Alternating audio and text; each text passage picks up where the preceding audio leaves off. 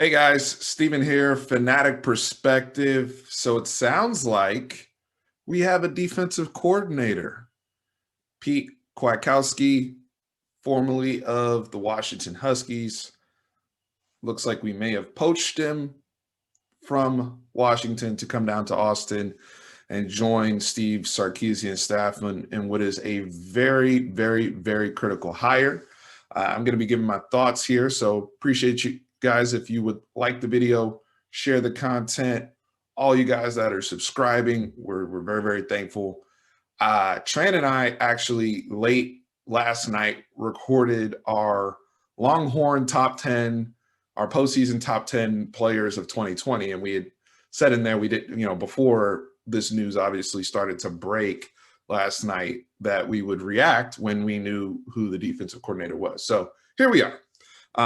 And that video is still in the editing process and will be out later today, but wanted to get to the pertinent news. So it's funny because with this Pete Kwiatkowski announcement, also known as Coach K, and we got our own version of Coach K now. It seems like it was a long journey to get to this point, and it's kind of apropos because it's raining here in Austin, and we're getting somebody from the area of where it rains all the time up in the Pac Northwest. So that's kind of fun, but bit poetic there. But in terms of just how we got here, there were so many different names we had talked about, from the defensive coordinator we just had here and Chris Ash, who would stay, who would go, to as recently as Jeremy Pruitt, who was recently fired from Tennessee. And we started to get excited about Coach Pruitt. Maybe the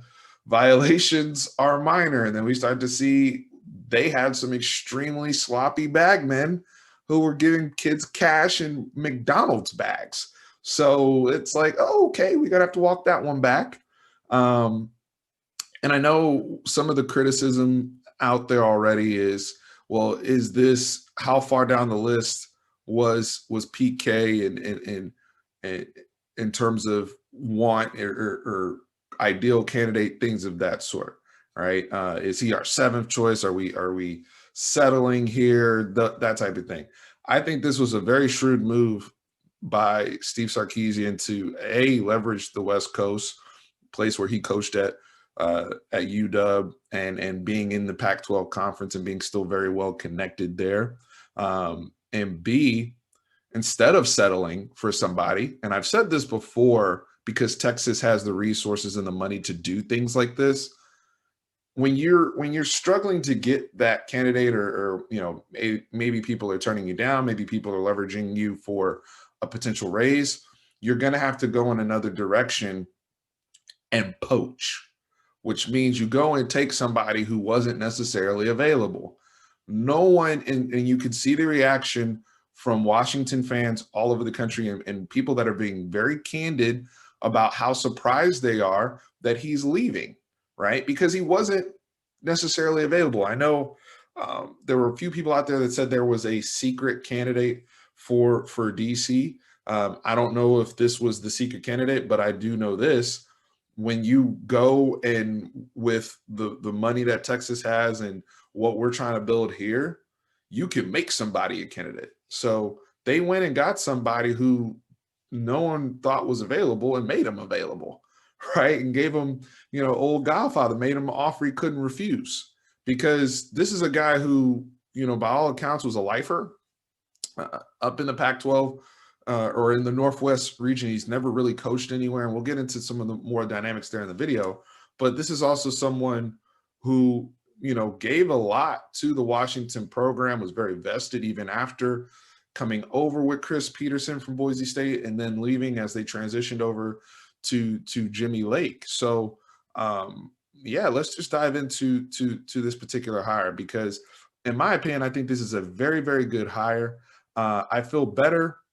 And it sucks that I have to make this video a year later, because we were here making this video about Chris Ash last year, right? And I was lukewarm on that hire, and I understood why they did it, but I was lukewarm on it at the time. Obviously, I became a Chris Ash fan over this past season. I thought he did a good job in year one, considering COVID and all the circumstances that were going on around the football team and the inconsistencies we had on the offensive side of the ball. But the defense was good. Wasn't great, but it was good. It was a good product. We think for most of us, we felt good about mostly how they developed throughout the season. But with Steve Sarkisian coming on board, I do want him to have, especially with this defensive coordinator, is knowing Steve Sarkisian's involvement on the offensive side of the ball. This person is critical to the entire operation from a culture standpoint on defense, to how, this whole thing's going to be run with the head coach offloading a lot of those responsibilities to that particular individual. And in this particular case, they went after somebody who is at the top of their business amongst their peers in production. When you look at Coach K, top 12 defense, 5 of the last 6 years, I believe Washington gave him an average of 18 points per game over I think since 2014, which is like top 10 in the country. 75 straight games without giving up 35 more points, 35 more. And you think about that, juxtaposed against the quote that Mike Yurcich gave a year ago when he came back to the conference in the Big 12. You need to score what? 45 or more to win this conference. So if you can get a DC that can hold people down below those type of figures, especially when you play the Oklahomas of the world and in Oklahoma states where things can get a little bit more high octane, you're going to have to be able to defend those type of quarterbacks and offenses to hold things down.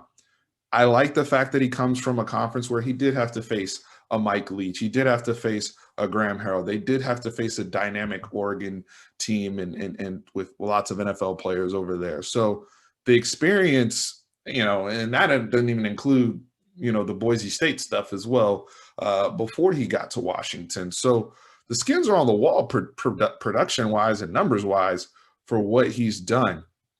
Now, I would say I casually watched Washington over the last few years. I'm very familiar with a lot of the guys they've sent to the NFL because that's the next thing we got to get to. Draft picks at all 3 levels of the defense. I'm more familiar with the names and the people they've produced because I'm a big NFL draft guy than I am per se of how he is as a play caller scheme-wise. That's where I'm starting to lean on my Washington friends and contacts. And over the course of all of us learning more about Coach K, we're going to get into, how certain individuals may start to look in this defense, like a Overshown or a Prince Storber or Juwan Mitchell. Like, where are these pieces fit? But one of the things, we've missed 2 big things, right? We've missed production here, year-over-year production from the defense, and we've missed producing NFL draft picks. He is in that business, okay? Me studying the draft, you look at people like all 3 levels of defense, Vita Vea, Danny Shelton up front. You got Shaq Thompson at linebacker. You got people like Budda Baker, Kevin King, Marcus Peters, other guy, Taylor Rapp, who some of these people I wanted the Cowboys to draft over the last few years. Definitely wanted them to take Budda Baker over Taco Charlton at the time. I was very loud about that during that draft. And so I'm a big fan of what they've produced in terms of the personnel. And then if you go back to Boise State, Shea McClellan, who was a popular name around that time, I believe it went to Chicago Bears, and Tyrone Crawford, who is still a member of the Dallas Cowboys to this day out of Boise State under Coach K. So the pedigree is there from getting people to the league and getting the production. Those are 2 things we've been, I think you had to have with that person. And the good thing for Texas was there were a lot of candidates out there. It just seemed that a lot of people had some defensive coordinator openings this year. I know LSU is kind of wrangled up with the New Orleans Saints right now over some contractual issues over an assistant they're trying to promote to their defensive coordinator. Hey, if we were trying to go the Pete Golding route from Alabama, talking to Dan Lanning at Georgia, like, Marcus Freeman going to Notre Dame, like there's a lot of transitions. So there were a lot of great candidates out there. I mean, Will Muschamp, Chris, all these people, all these names I would have been fine with. So these are some of the things I really, really do like overall with what we're getting from somebody. And I like the fact that they went out there and poached somebody. There's not too often we can say that. So a lot of times we get people who are free agents for a reason. So in this particular case, I'm cool with that. I mentioned some of the schemes the folks he's defended before, so that I'm not worried about too much carrying over into the Big 12. Now, this isn't something to where as I'm very, very excited about the hire, but there are some things, cause for pause or areas of concern, and these are things we'll have to kind of go through over the coming weeks, especially as we get past National Signing Day. You look at the relationship with Jimmy Lake, and so a lot of people who are hating right now are saying, "Oh, Jimmy Lake was the mastermind and architect of the defense. That's why he was promoted. That's why Alabama was coming after Jimmy Lake at one time, and ultimately he was promoted to head coach." I think you do have to understand the relationship there between Coach K and Jimmy Lake because, from my understanding and the people I've talked to, who are either Washington fans or have had some involvement with the program, told me they were like tag team champions of the world. Great relationship. Coach K is more of an outside linebacker, edge rusher type coach because all these coordinators will coach a position, right? And obviously Jimmy Lake is the guru with the defensive backs. So that the area of concern is not whether Kwiatkowski can handle a defense on his own. He's already proven that. We've already seen that. That's not a concern for me, Jimmy Lake aside. My thing is, who is going to be that person that is going to be now? It's going to probably be Terry Joseph because he was named pass game coordinator. And so my concerns are, we kind of named these people before getting the DC. How will that relationship work out? Is that, I'm sure they're going to have to go through some things. Both come from, Terry Joseph coming from Notre Dame. He's coming from Washington. They're going to have to kind of meet in the middle of minds of how they want to marry up scheme. Speaking of scheme, we were more of a 4-3, 4-2-5, base quarters look under Chris Ash. Now we're going to be transitioning more so back to a 3-man look or 2-4-5, however you want to, phrase it. Could be some 3-3-5 elements there, or or even some dollar type looks where you're playing. I mean, essentially, from everything I've gathered, Washington played most of their base defense out of a nickel look. I know a lot of people cringe, Texas fans, when they hear, well, I don't want to go back to a 3-man front, or, we want to stay with a 4-man front because of the Todd Orlando experience. Well, everybody runs that defense, and I've said this before, and now it'll be a great test to that. Everybody runs that defense very, very differently, right? And nuance.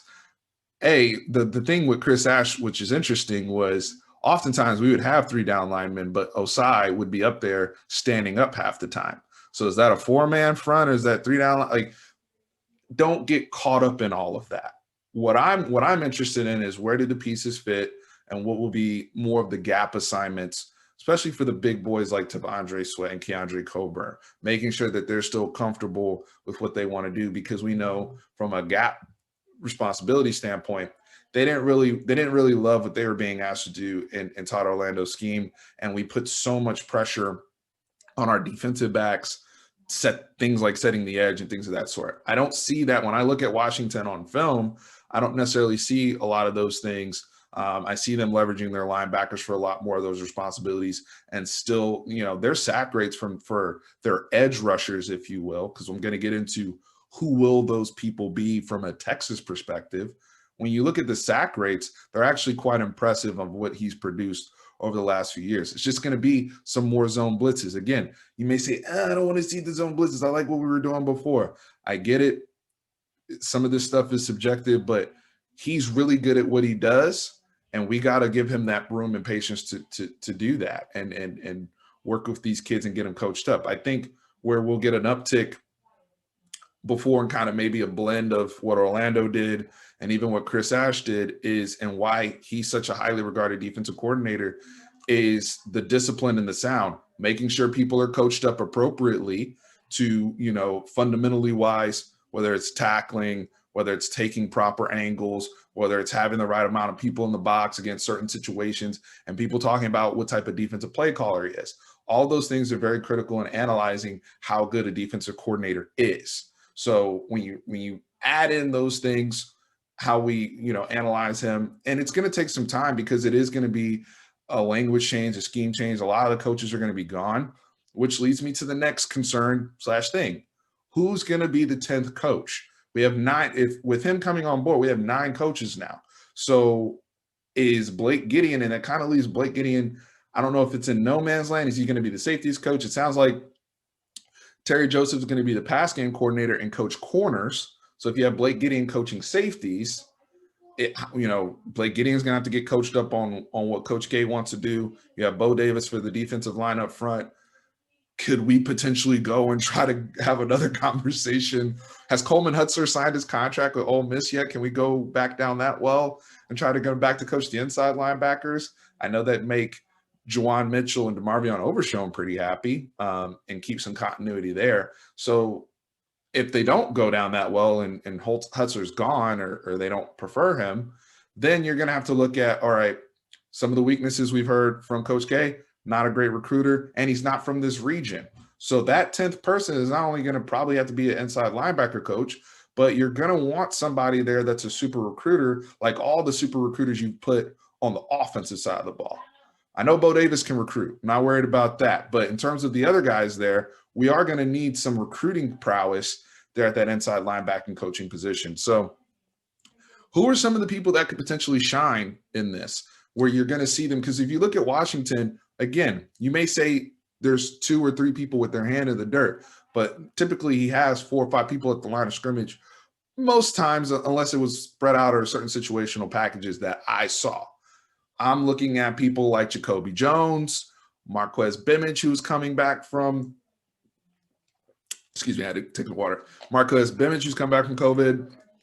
Ray Thornton, who we're bringing in as a transfer from LSU. Reese Laytow, who played behind Joseph Osai last year at the jack position. Then you look at Prince Doroba, Derek Harris Jr., who's one of our incoming freshmen in the 2021 class. I could see people with those type of skill sets being leveraged there. I know that brother's coming back from injury. I think Jordan Thomas is going to be more of a strong side defensive end, like Ojimo and even somebody like a Vernon Broughton over there. So I kind of shift them in a different realm of how they'll be used. Also, is he willing to mesh a couple concepts with some of these coaches? So there's some things they're going to have to sort through. But in terms of the mind, in terms of the productivity, and in terms of the people he's sending to the league, and people he coached, if you want to eliminate the DBs, for those of you haters out there, and say that they're Jimmy Lake people, fine. Just in the front 7 alone, he still sent more people to the league than we have overall.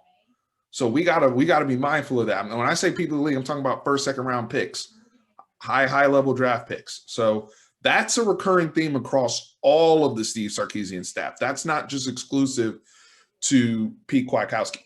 Okay, so I'm actually pretty excited about this hire. I do want to see what that 10th coach looks like. You guys hit me in the comments with what you think of the hire, what you think of the potential 10th coach. This is just more so my immediate reaction to the expected news of Pete Kwiatkowski being the new defensive coordinator at the University of Texas. After this, I will have, like I said, the Longhorn 10 for 10 video, top 10 players of the 2020 season, as we tie a bow on that. And just be mindful in that video. At the time, I didn't know who the defensive coordinator was. So just be mindful of that. But more content coming at you guys.